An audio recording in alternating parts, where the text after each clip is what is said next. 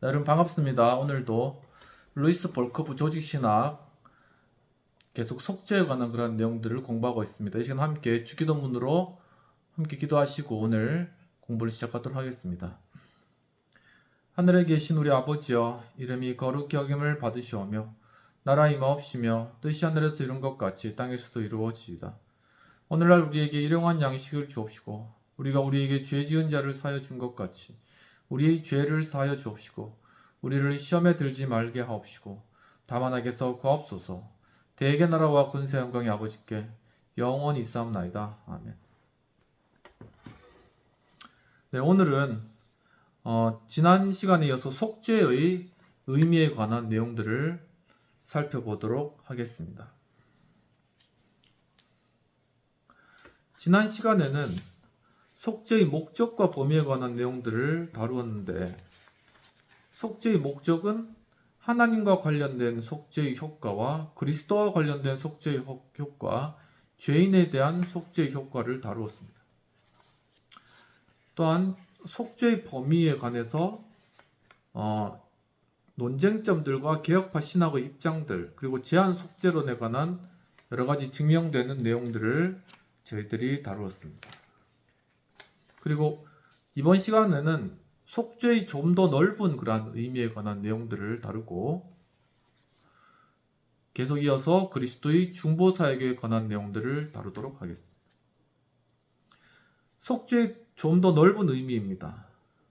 선택된 자들을 위한, 오직 그들만을 위한 그리스도의 속죄에는 좀 더 넓은 의미가 함축되어 있지 않은가에 대한 질문이 제기될 수 있을 것입니다.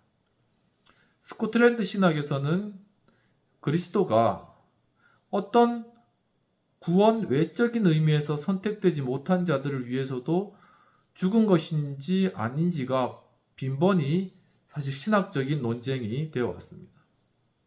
그것은 러더퍼드, 브라운, 더럼, 딕슨 등 몇몇의 옛 신학자들에 의해서 논의되었지만 그 결론은 부정적이었다라고 이야기를 하고 있습니다.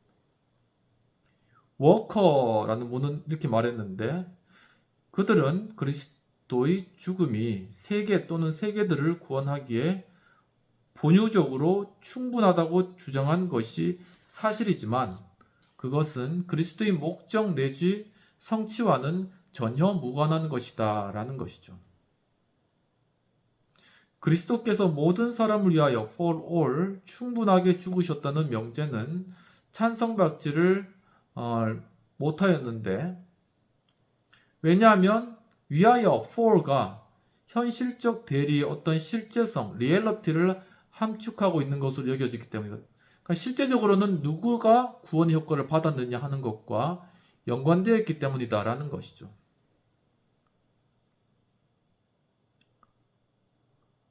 더럼은 유기된 자들에게 수여되어 그들이 누리는 여하한 하나님의 자비도 그리스도의 죽음의 적절한 결실 내지는 획득물로 간주하기를 거부했지만, 동시에 그리스도의 죽음의 결과로서 어떤 혜택이 악인들에게도 반드시 미치게 된다고 주장했다는 것입니다.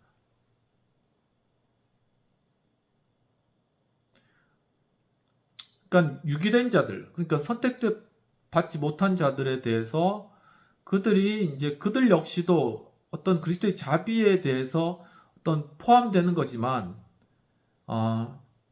이제 그리스도의 어떤 죽음에 따른 효과, 구원의 효과는 받지 못했던 것이죠. 그렇지만은 그러던 그리스도의 죽음의 결과가 악인들에게도 미치게 된다. 이런 부분들에 대해서는 그런 부분들의 취지로서 주장했다는 것입니다. 비록 이것을 그들에게 복으로 간주었을지는 의심스러우나 그렇게 주장했다는 것이죠. 이는 러더퍼드와 질레스피의 입장이기도 했다는 것입니다. 스코틀랜드의 메로우파는 그리스도께서 오직 택정된 자들만을 구원하기 위하여 죽으셨다라고 이렇게 주장하면서 보편적인 구원의 제공으로부터 유추하여서 그리스도의 사역에는 좀 더 넓은 의미가 내포되어 있다고 그렇게 결론을 짓는다고 합니다.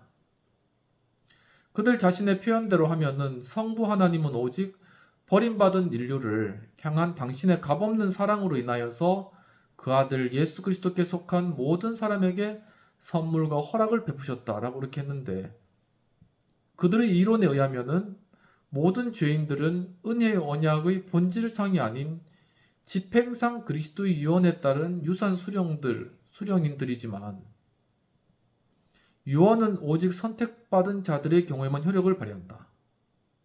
그러니까 이거를 이제 그 효과가 이제 선택받지 못한 사람들에게도 해당되는 것이냐, 이거 가지고 지금 계속 지금 이야기를 하는 거예요. 그러니까 모든 죄인들이 은혜의 언약의 본질상 집행상 그리스도의 유언에 따른 유산 수령이지만, 이 유언은 오직 선택받은 자들의 경우에만 이 유언이 효력을 받는다. 이 말이 굉장히 좀 이렇게 아다르고 어다른 건데 쉽게 이해하기는 쉽지 않죠. 그들의 입장은 스코틀랜드 교회에 의해서 정제되었는데, 몇몇 개혁파 신학자들은 비록 그리스도인들은 오직 선택받은 사람들을 위해 죽으셨지만 그리스도의 십자가의 많은 유익이 실제적으로 또한 하나님의 계획에 의해 그리스도를 믿음으로 영접하지 않는 사람들의 유익이 된다 라고 하면서, 그들은 보통의 은혜의 복들도 그리스도의 속죄 사역에서 유리한 것으로 보고 있다. 그러니까 그리스도의 속죄가, 그리스도의 죽으심이 단순히 인간을 구원하고 그 다음에 천국으로 이끄는 것뿐만 아니라 다른 일반론적인 그러한 효과도 있다라는데, 그 효과는 이제 유기된 자들, 그러니까 선택받지 못한 자들 역시도 함께 누리게 되기 때문에, 그렇기 때문에 그 그리스도의 속죄는 십자가 범위는 모든 사람이다, 이렇게 이제 주장을 하는 것이죠. 어느 정도 그것도 막 생각해 보면 좀 이렇게 타당성이 있어, 그렇게 논리적으로 그렇게 생각할 수도 있는 것 같습니다. 에베소서 1장 1절과 골로새서 1장 20절을 보건대 그리스도의 속죄 사역은 천사들의 세계에서도 의미가 있는 것이다. 그러니까 인간뿐만 아니라 그리스도의 속죄는 천상의 어떤 세계에도 하나의 효과가 있는 것으로 본다라는 것입니다. 하늘에 있는 것과 땅에 있는 것들이 머리가 되시는 그리스도 안에서 통일되며, 그러니까 통일시키는 것이죠. 하늘과 땅을 통일시키는 그런 역할. 이게 아나케 팔라오사스다이, 에베소서 1장 10절에 나타나는 그런 부분들이고, 그리고 십자가의 피로서 하나님과 화평을 이룬다. 이 세계가 하나님과 화평을 이루는 그러한 도구가 십자가가 된다라는 것이죠. 골로새서 1장 20절. 그래서 이제 아브라함 카이퍼는 사탄의 반역으로 인해 우두머리를 잃어버린 천사계가 그리스도를 머리로 해서 재조직되었다. 굉장히 이게 막 환상적인 어떤 그런 세계에서 막 논리 구성을 하는 거죠. 이제 우두머리를 천사들이 이제 사탄의 우두머리를 잃었으니까는 그리스도가 머리가 되셔가지고 이제 천상계를 이루었다. 굉장히 이것은 천사계와 인간 세계를 단일한 머리 아래 내지는 결속시킬 것이다 라는 것이죠.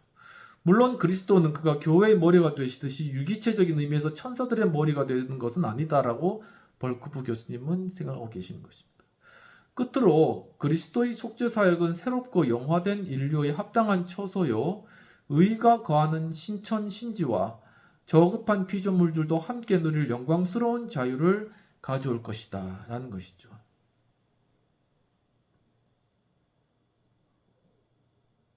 로마서 8장 19에서 22절.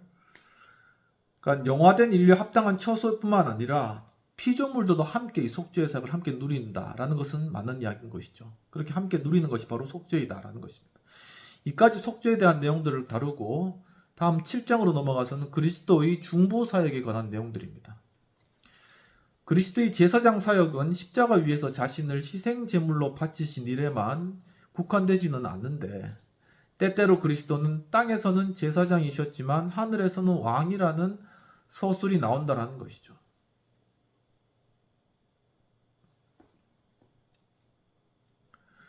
이는 그 제사장 사역이 이미 끝난 듯한 어떤 인상을 준다라는 것입니다.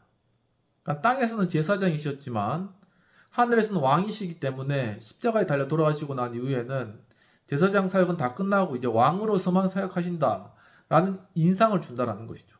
그러나 그것은 전혀 잘못된 것이라는 것입니다. 그리스도는 지상의 대제사장이었을 뿐만 아니라 동시에 특히 천상의 대제사장이시다. 그러니까 천상의 세계에서도 대제사장이 필요하다라는 것이죠. 심지어 그는 하나님 우편에서 천국의 위험 중에 좌정에 계신 동안에도 성소와 참 장막에서 섬기는 이시라. 이 장막은 주께서 세우신 것이요 사람이 세운 것이 아니니라.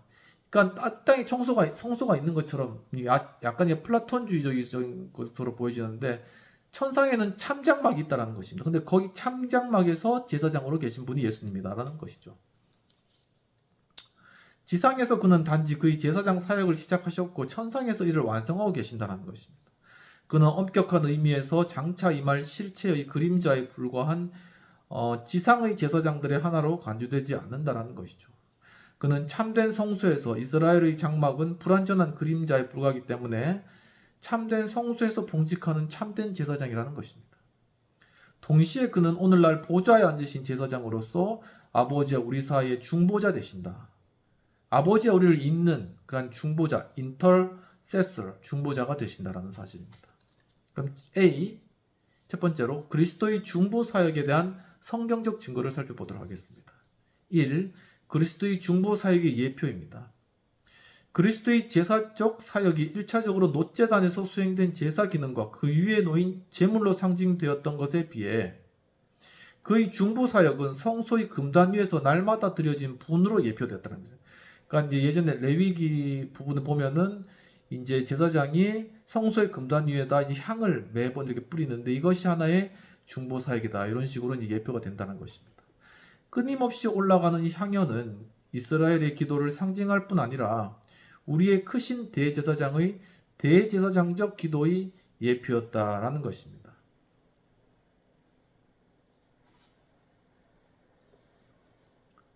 이 분향이라는 상징적 행위는 놋제단 위에서 제사 드리는 행위와 무관하지 않고 매우 밀접하게 관련되어 있다라는 것이죠.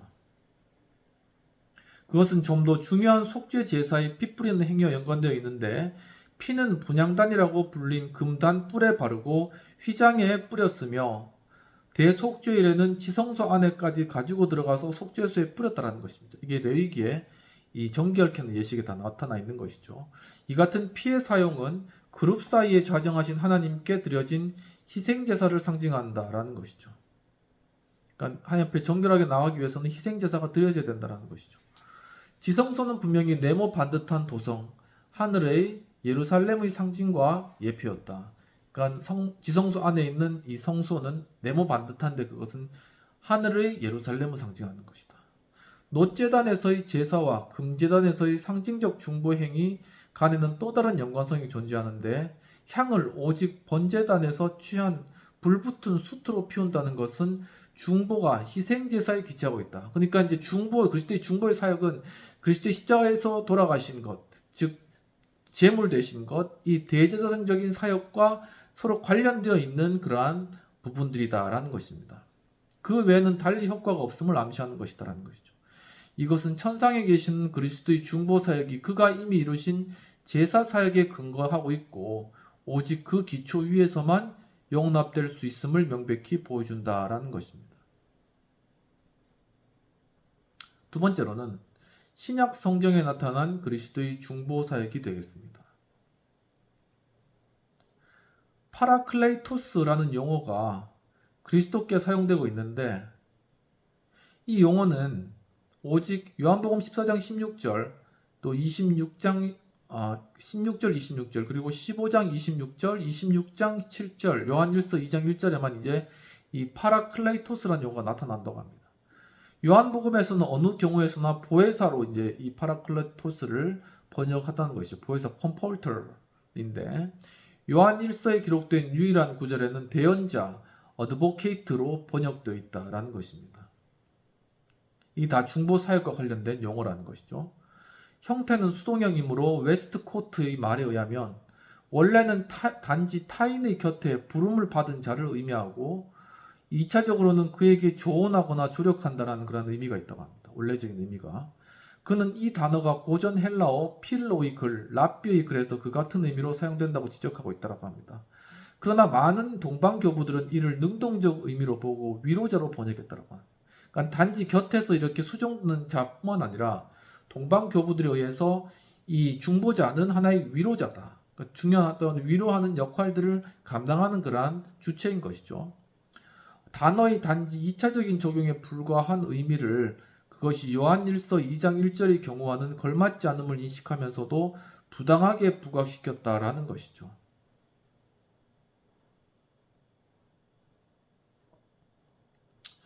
그 경우 이 단어는 도움을 요청받은 사람, 대언자, 타인의 소송 사건을 위해 변론하며 또한 그에게 현명한 조언을 하는 자 등으로 의미하게 된다고 합니다. 자연히 그 같은 대언자의 일은 위로를 가져올 것이며 따라서 그는 또한 2차적 의미로 위로자로 불릴 수 있다. 왜 위로자냐?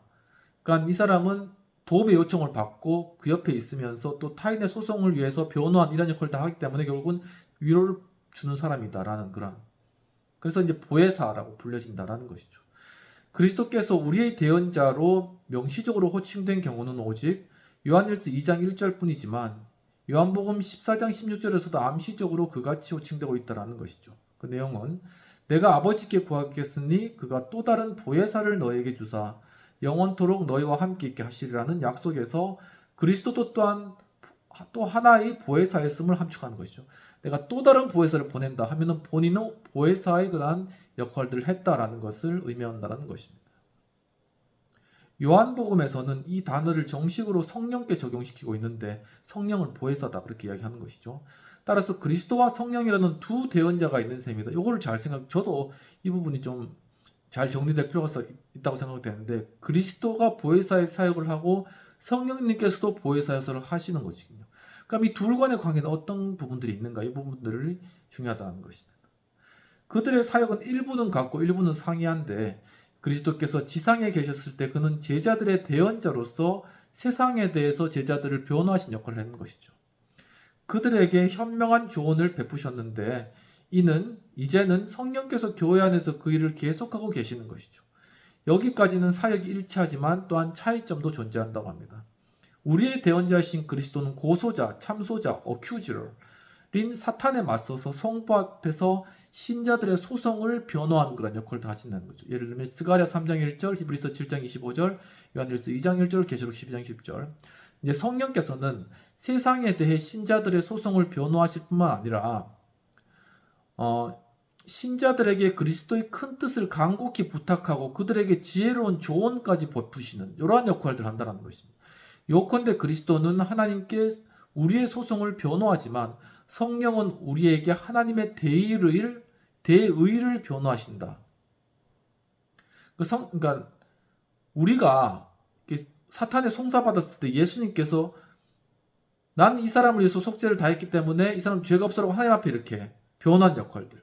근데 성령께서는 하나님의 뜻이 무엇이야 라고 우리에게 가르쳐 주시고 그 뜻을 우리에게 변호해 주시는 역할들을 한다는 것입니다. 그리스도의 중보의 사역에 관해 말하는 신약의 다른 구절로는 로마서 8장 24절, 히브리서 7장 25절, 9장 24절이 있다는 것입니다. B. 그렇다면 그리스도의 중보 사역의 성질에 관한 내용을 다뤄보도록 하겠습니다.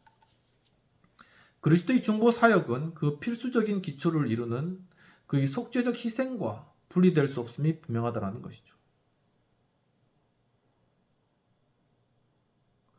그러니까 중보 사역과 속죄 사역은 서로 연결되어 있다는 것입니다. 그것은 단지 그리스도의 제사장 사역의 연장으로서 이를 완결하는 것이다라는 것이죠.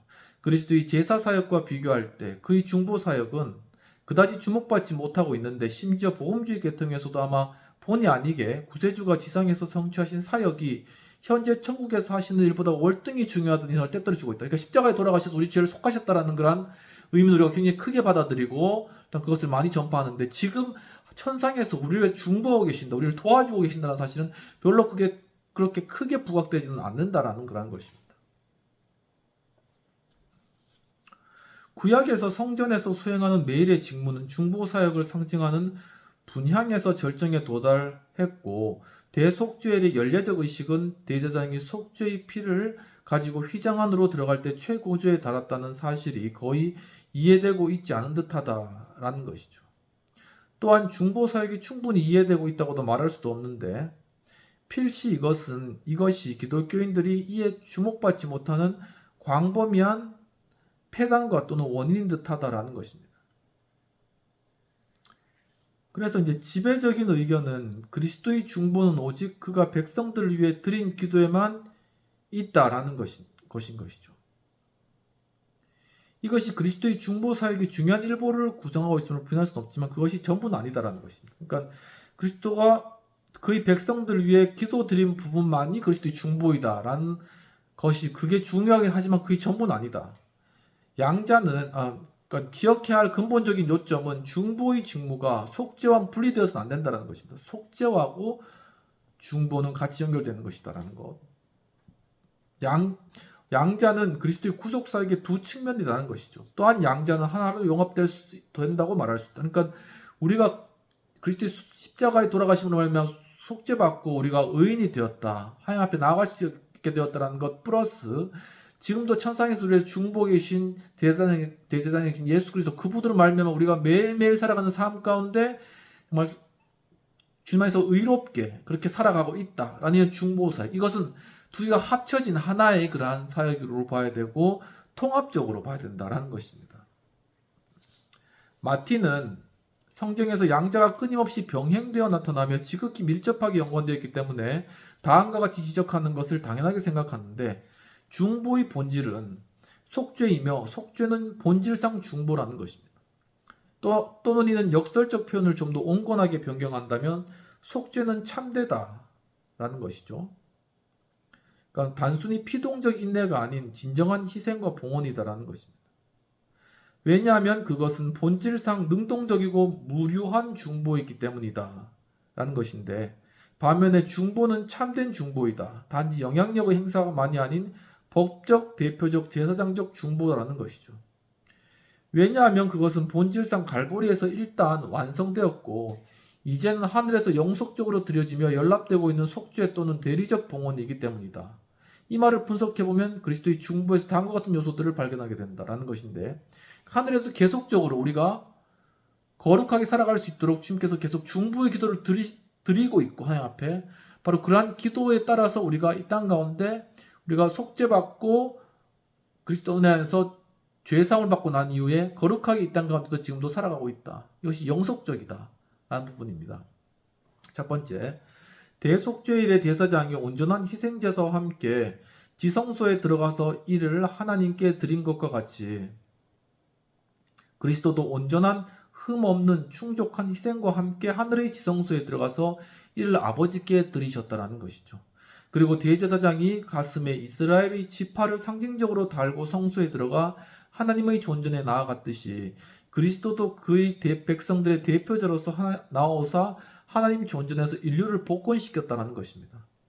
이 사실에 대해 히브리서 기자는 다음과 같이 기록하는데 그리스도께서는 참 것의 그림자인 손으로 만든 성소에 들어가지 아니하시고 바로 그 하늘에 들어가사 이제 우리를 위하여 하나님 앞에 나타내시고 히브리서 9장 24절. 그러니까 그리스도께서는 바로 하늘로 들어가셨다. 그러니까 제사장이 지성소로 들어가는 것처럼 하늘로 들어가셨다는 것이죠. 개혁파 신학자들은 그리스도의 온전한 제사가 하나님 앞에 영원히 있다는 것은 그 속에 예수 그리스도의 완전한 속죄를 끊임없이 상기시키는 중보적 요소를 내포하고 있기 때문에 이라는 사실에 종종 주목했다. 그러니까 이 예수 그리스도께서 하나님 앞에서 매일같이 그리스도의 속죄, 그 십자가의 죽으심의 그 참된 죄사의 의미를 새롭게 하고 있다는 것입니다. 그러니까 그 그리스도의 죽으심이 단지 그 역사적 사건으로 끝나는 것이 아니라 우리의 매일매일 삶 가운데 우리를 거룩하게 살아가게 하고 우리 힘있게 살아가게 하는 그리스도인 삶으로 살아가게 할 수 있는 그러한 하나의 힘으로 지금도 우리에게 계속 나타나고 있다. 하지만 계속 그것이 이제 그러니까 십자가에 계속 돌아가시는 것은 아니라는 것이죠. 그게 매번 십자가에 매번 못 박는 것은 아니라는 것입니다. 하지만 그 의미는 계속적으로 하나님 앞에서 계속 이제 드려지고 있다. 그 의미가 갱신되고 있다. 뭐 그렇게 볼 수 있다라는 것이죠.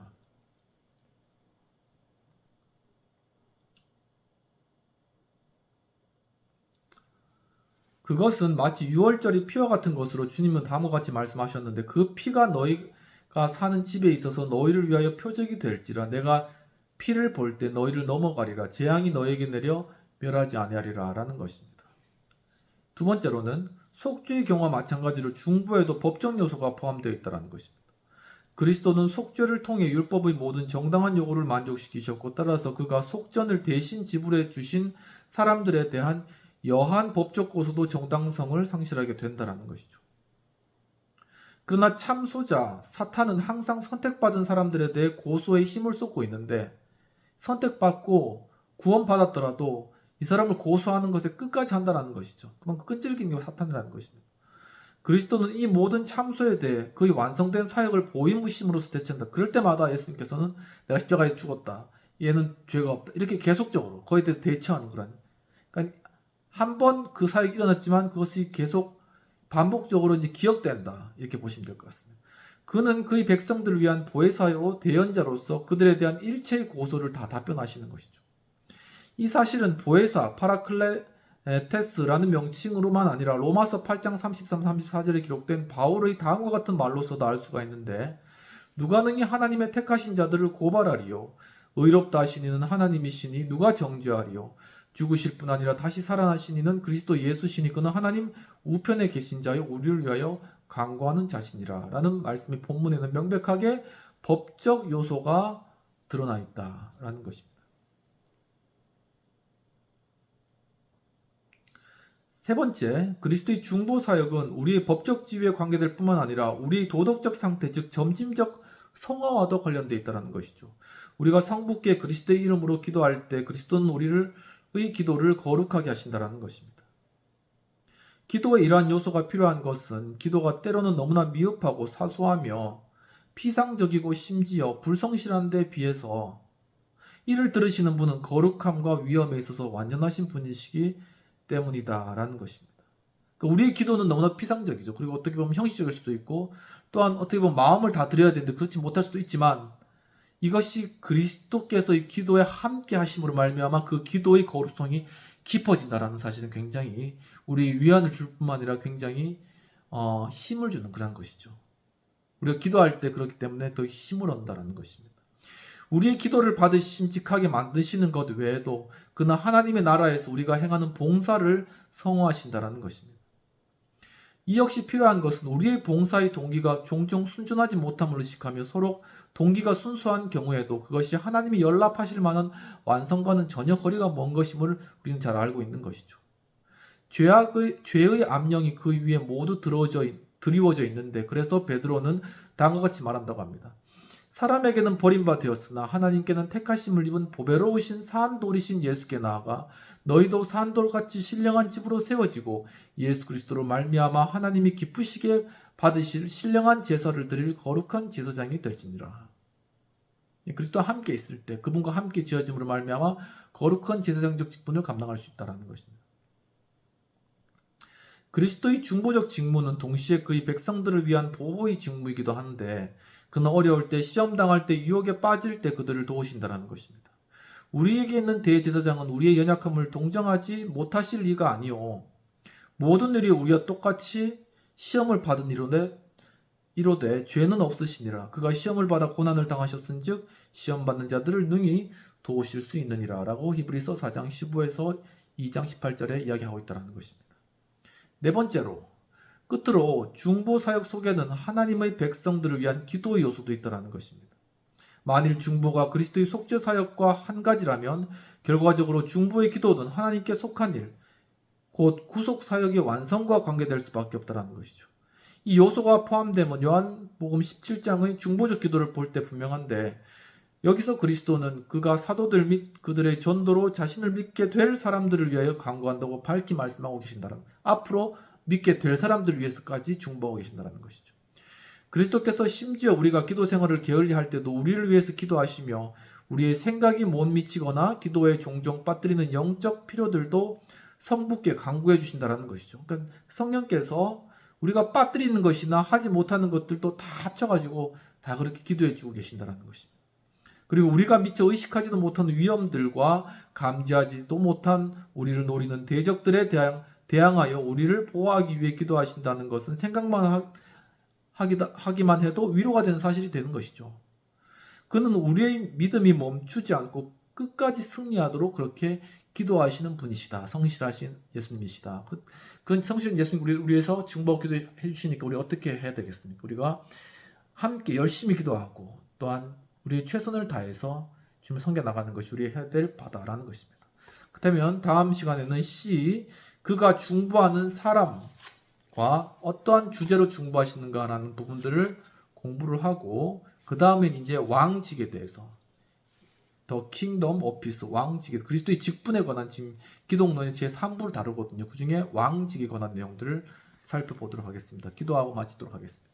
하나님 아버지 오늘 참으로 그리스도의 속죄와 또한 중보의 사역에게 하나로 연결되어 있고 참으로 지금도 우리를 위해서 간구하시고 계시며 정말 속죄의 사역을 완성하시고 또한 우리를 위해서 간구하실 때 우리의 모든 연약함을 아시고 우리의 부족한 기도도 예수 그리스도의 중보로 말미암아 하나님 앞에 받으실 만한 거룩한 기도가 된다는 사실들을 새롭게 깨닫게 해주신 은혜를 감사합니다.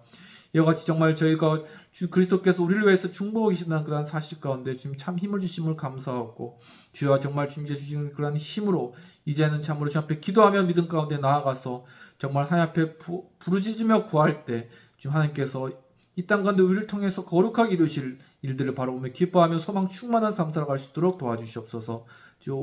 오늘도 참 귀한 그러한 수업 가운데 함께해 주시고 깨달음 주시는 애 감사하고 모든 말씀 우리 주 예수님 이름으로 기도합나이다. 아멘. 네, 지금 추석 또 명절 기간 또 잘 보내고 있는데 또 각 가정에서 또 여러 가족 친척들과 즐거운 시간 보내고 있을 줄 믿습니다. 이 기간들 연휴가 좀 긴데 전 그동안 또 여러 가지 또 많이 피곤하고 힘든 것들 또 잘 휴식하시고 또 주님 말씀으로 또 한번 또 동영상도 잘 들으시면서 참 주님의 크신 은혜를 한번 생각하고 깊이 묵상하는 또 그런 좋은 기회가 되었으면 좋겠습니다. 감사합니다.